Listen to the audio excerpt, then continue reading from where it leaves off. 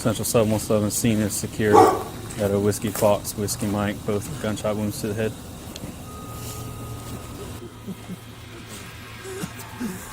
This is the firearm you brought from inside the house? Yes, sir. Yes, sir. I went and got. This is a long story. My son was in a boat wreck a few months back.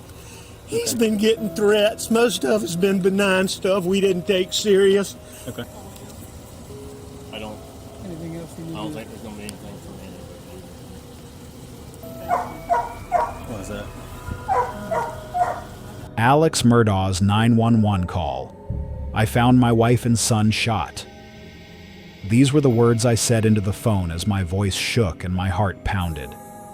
I had just discovered them lying lifeless near the dog kennels, their bodies still, the surrounding air heavy with silence and horror.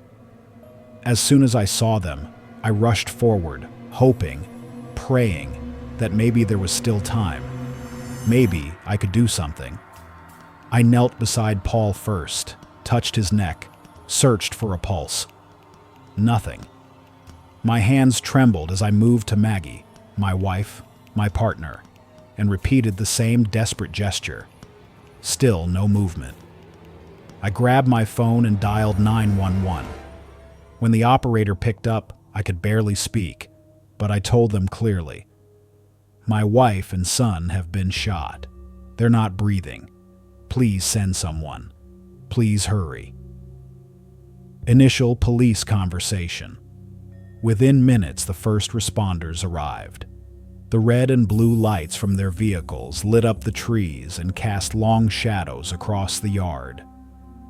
An officer approached me carefully, asking if I had any weapons. I told him I had retrieved a gun from the house, fearing for my safety after finding the bodies. I said the weapon was in my car, unloaded, and I wasn't carrying anything else. He asked again if I had any other weapons on me or nearby. I shook my head and repeated, "No, just this one." I only grabbed it after I saw them. I didn't know if the shooter was still nearby. My voice cracked as I spoke, the reality sinking deeper with each word I uttered. Describing their condition, I led them to the scene. My feet felt like they weighed 100 pounds each, but somehow I kept moving. I showed the officers where Maggie and Paul were lying. Paul was closer to the feed room. Maggie was just a few steps away from him. Blood had pooled beneath their bodies, and there were clear gunshot wounds on both.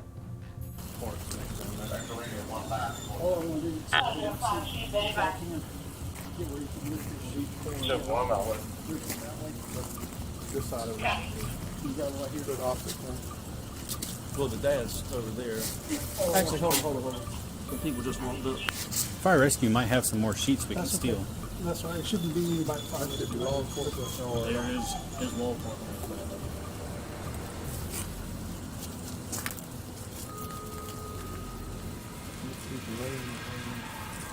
I haven't asked the dad about the phone, but dad did say he came over and checked their pulses.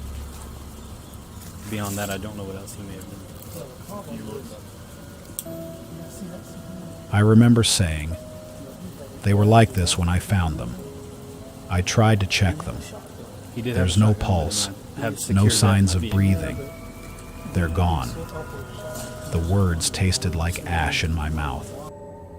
Even as I said them, I could hardly believe they were true. Identifying the victims, the officers asked for their names. I replied, "My wife is Margaret Murdaugh, Maggie. My son is Paul Murdaugh.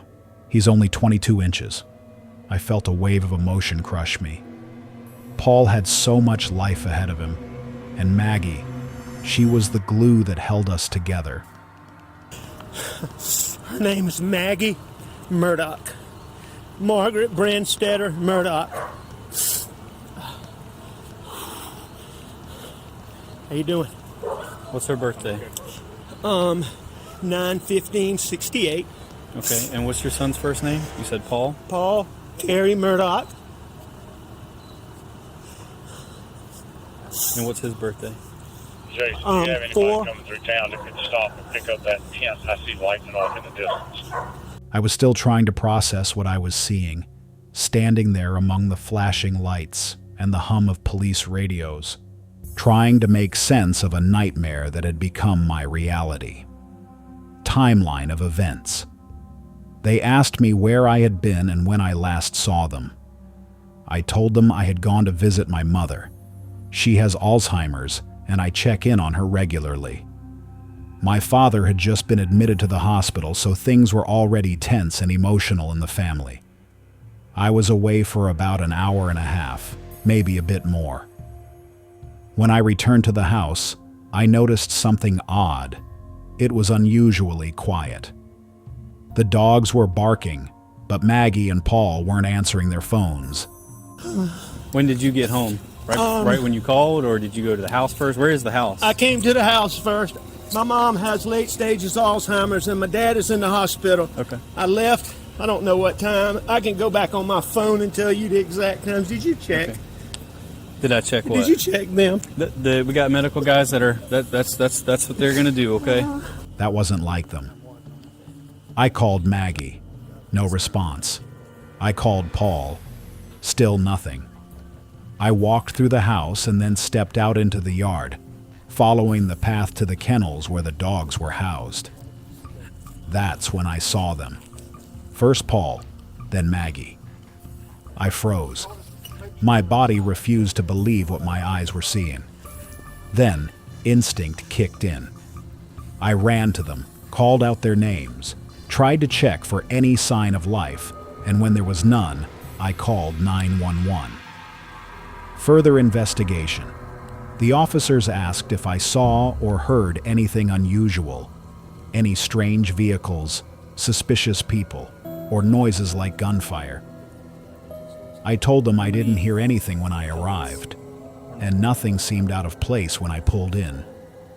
It was only after walking toward the kennels that I realized something was wrong. They asked if there had been any threats or problems lately. I told them Paul had been getting some negative attention recently, but we never thought it would come to something like There's a this. whole bunch of trees back there. I was cooperative with every question, told them everything I could remember. The only thing I asked in return was for them to find out who did this, to bring justice to my wife and son. The emotional weight. Standing there, under the dim light of the crime scene, I felt completely hollow. I couldn't stop thinking about the last time I saw them alive. Paul and I had spent the afternoon together earlier that day. We laughed, talked about the dogs, even discussed the weather.